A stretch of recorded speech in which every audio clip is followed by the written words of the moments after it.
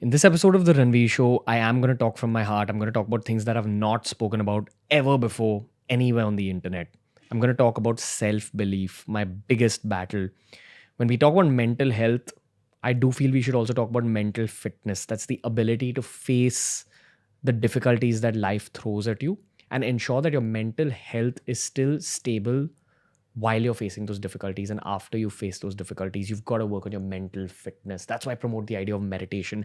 That's why I try motivating you all through the podcast to work on your mental fitness. But that doesn't mean that your mental health will never get affected. The only thing that affects my mental health at this stage in my life are my self belief issues. I have a lot of self belief issues. I strongly believe that I've not accomplished as much as I should have by this point in my career. And I know that that's completely crazy. There's two well established companies that we're running. There's 55 team members. We're just growing year on year. Even through the lockdown, we didn't die out. We didn't go down. In fact, we grew a lot.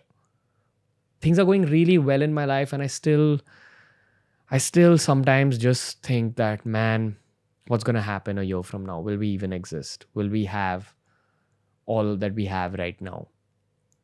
Now, in this podcast, I'm going to talk about the past, the present, and the future. Why do I have self belief issues? The story of my self belief issues, because I feel you all will gain from that story. I'm going to talk about the present. What do I do today to actually deal with them? I'm going to talk about the future, that when those self belief issues crop up in my mind, what's my mentality? How do I change things up? Okay, the past. I had mixed parenting. My mom and me are extremely close. We've done a podcast with her recently. We've always been very, very close.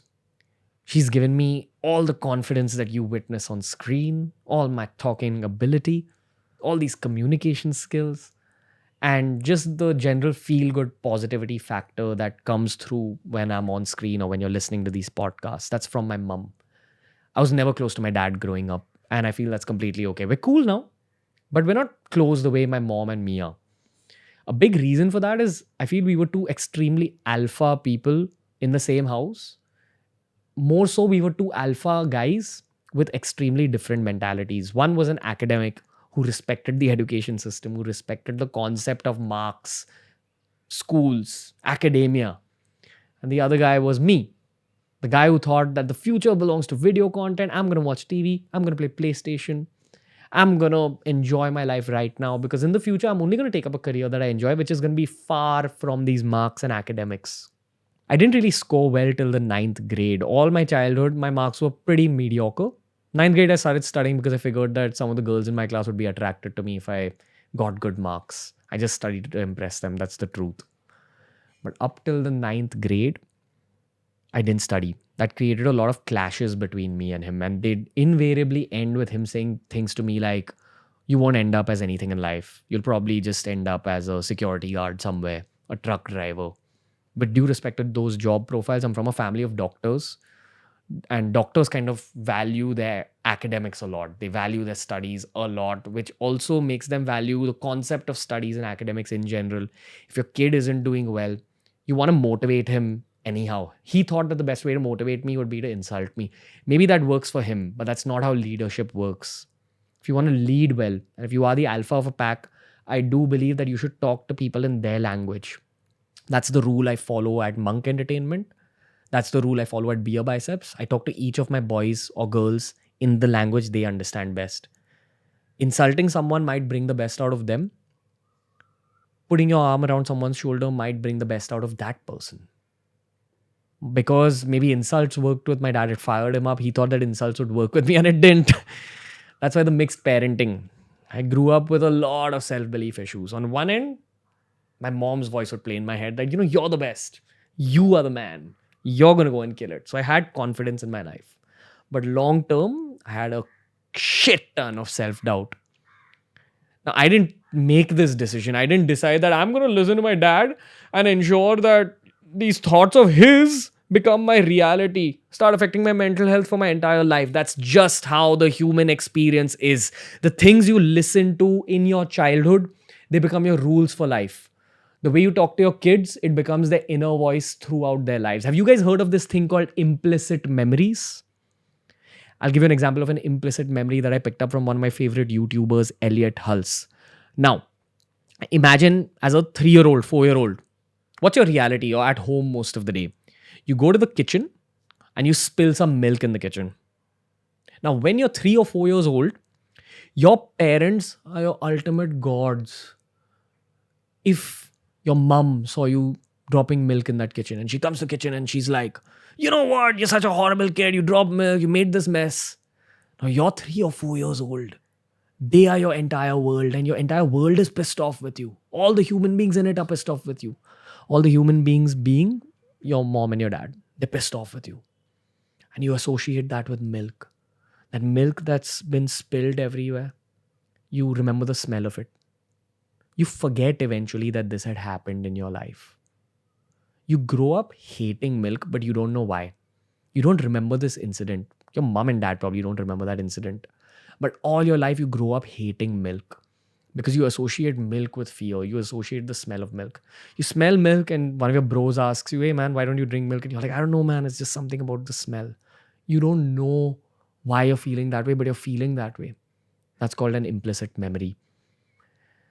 Later on in life, when I started BeerBiceps, after engineering college, I got through college, lots of confidence, but also lots of lack of self-belief. I know it's two contrasting statements. How do you put confidence and a lack of self-belief in the same bag? A lack of self-belief means you don't know what you'll be doing a year from now. Confidence means you're very confident in the actions that you take up today. Very different. Now, in that phase of growing up, I just heard my dad trying to fire me up through insults. And I'd face it like an alpha. It didn't really affect me then. Later on in life, when I discovered spirituality, deep meditations, deep spiritual experiences. I've had an ayahuasca experience, which is a South American spiritual experience. I've spoken about this on my podcast with Luke Coutinho. When you have these extremely deep spiritual experiences, you go back into your mind, you go deep into your mind. In some spiritual experiences, you're actually able to go into memories that have faded away now. In a lot of the spiritual experiences that I had, I went back to memories of me arguing with my dad, possibly arguing with a few teachers who also spoke to me the same way in school, telling me that I won't amount to anything. When I was a kid, I just processed it as, what do you know? You don't know what I'm going to do in life. But all those thoughts sit in your head. It's like pressing the accelerator and the brake at the same time. You want to react, you want to talk back, but you can't because they're older than you. They're your teachers, they're your parents. When you press the accelerator and the brake together, it creates implicit memories that are painful in your system. Sometimes in deep spiritual experiences, you end up crying. You don't know why you're crying. You feel like you're releasing something. You're releasing some kind of pain. You don't know what that pain is. That pain is all your painful implicit memories. They're like toxins that get stored in your system. When you eat junk food, when you eat burgers and fries, you ingest a lot of toxins.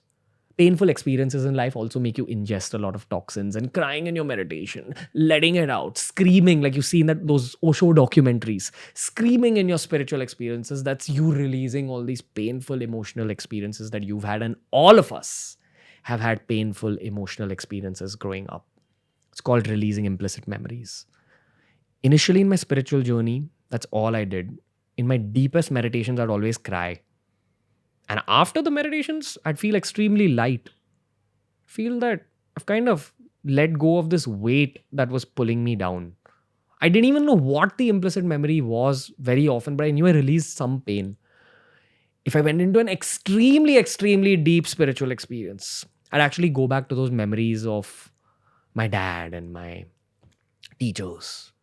And one at a time, I'd release them. I'm not making this up, but I kind of understood why I hated gobi aloo.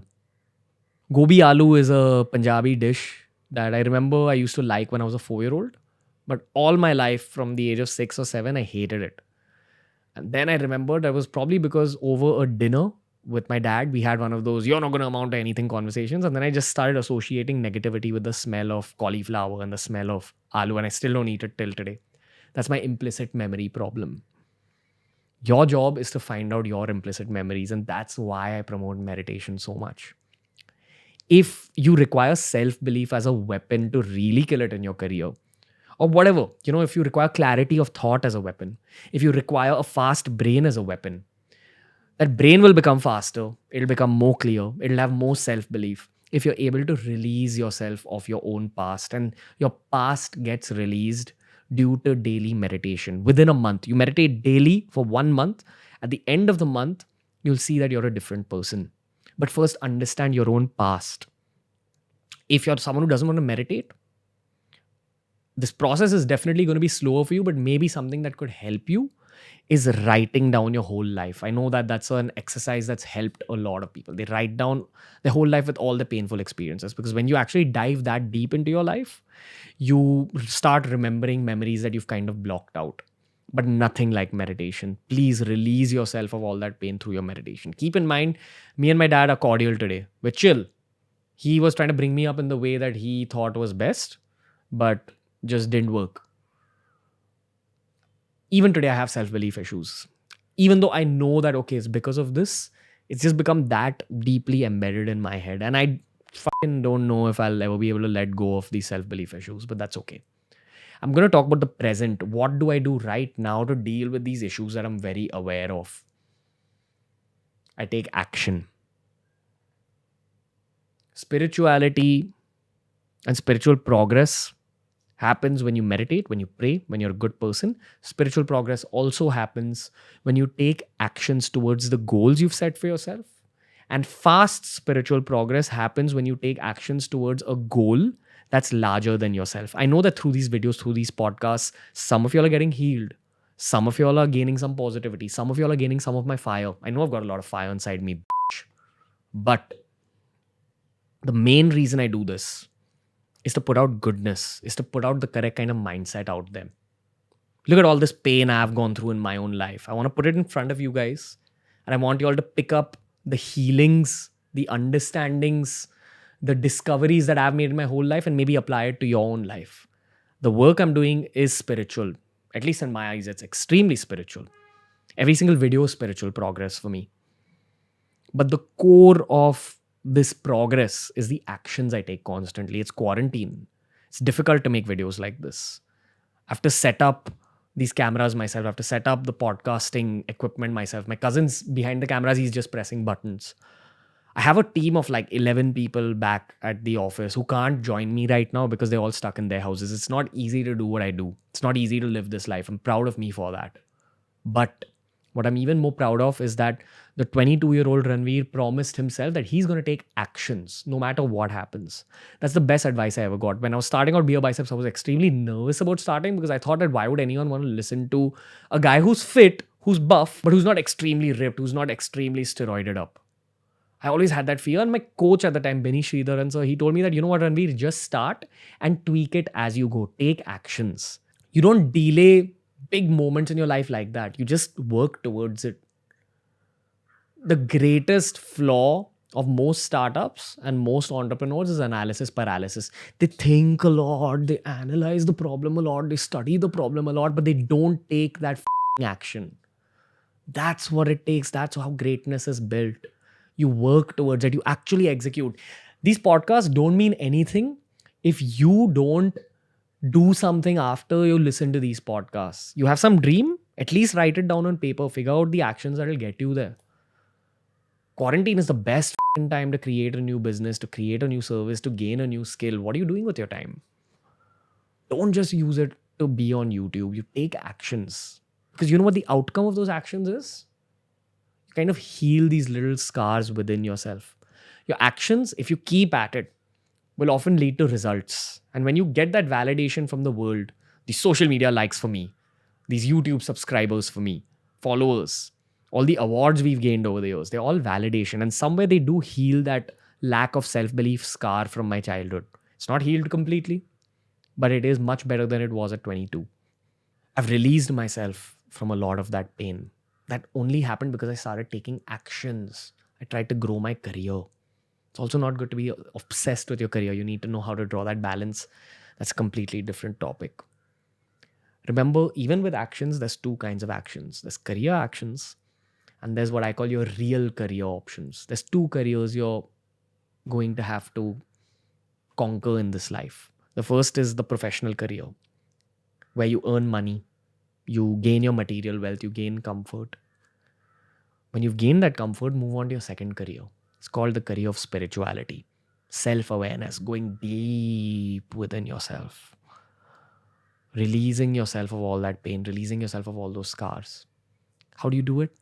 15 to 20 minutes of meditation daily. I meditate for an hour daily because I really want to just get rid of these scars. You just have to begin with 15 to 20 minutes of meditation. You have no idea how much it's going to help you. Because the lesser the number of scars inside your body, the more efficiently you'll work, the more peacefully you'll think, and the more lovingly you'll live.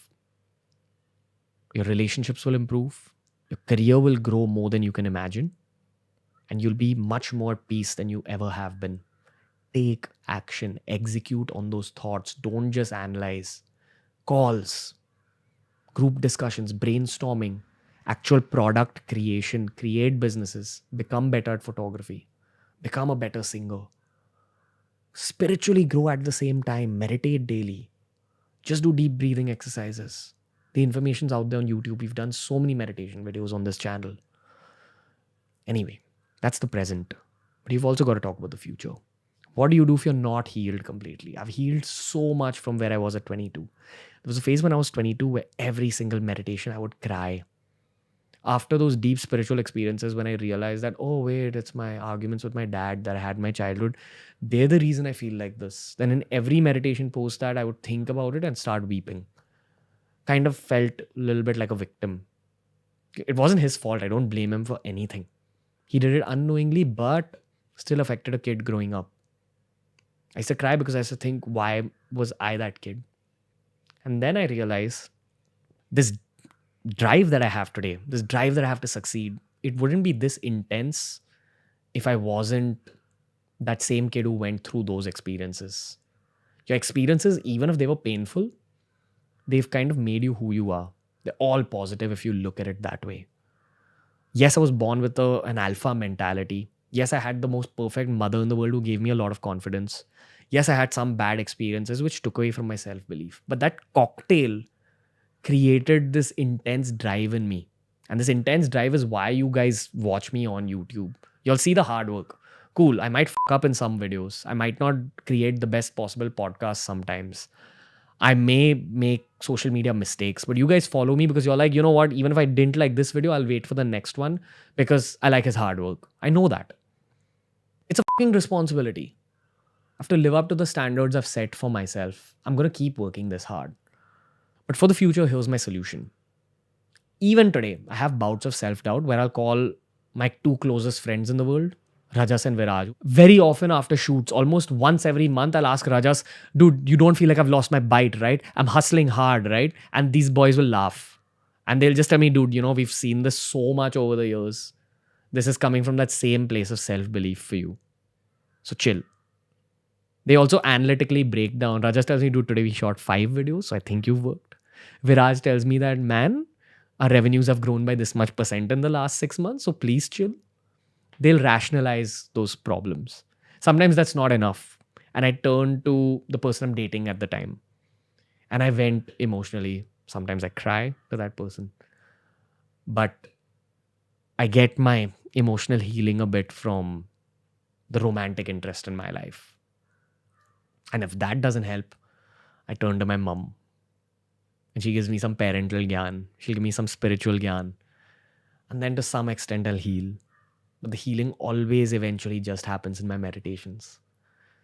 I use these people to kind of bring down those doubts, but the last 10% fades away only in my meditations.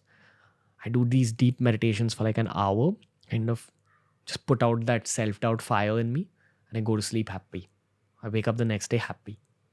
That's what I do.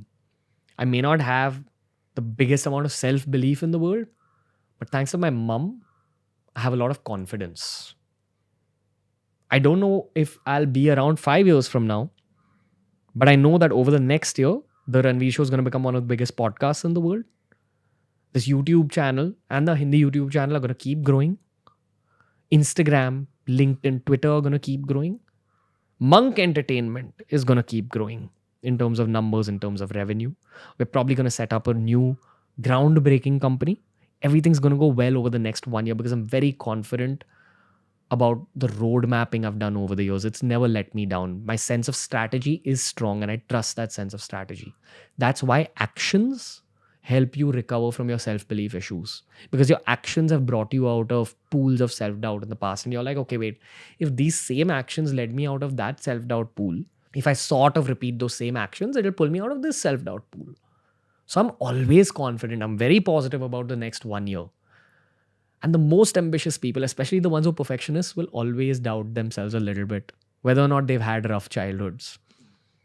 That's a part of the process of striving for greatness. That's the hashtag I use a lot on Instagram: strive for greatness and greatness alone. And if you are chasing greatness in your life, you will have self doubt. So if you're someone like me who has a lot of self doubt, who has self belief issues, that's okay. It's a part of that greatness chase. In your near future, just map it out well. And if you're trying to build a really big house out there in front of you, and the task of building that house is seeming really difficult, don't focus on the thought of the house. Focus on that first brick that you're going to put down in front of yourself. Just place that brick really well. Place it to the best of your own abilities. Whatever you know best, try doing that really well. The future takes care of itself. Ground yourself. Bring yourself right within the present, because that's the only thing that will help you come out of those pools of self-doubt. Channelize that negative energy into actions. If you like this episode of the Ranveer Show, I'm glad. Tell your friends. Share our podcast with the world and help Ranveer recover from his self-doubt issues. I hope you enjoyed today's episode. Like it, share it, drop your comments. Lots more solo episodes coming up.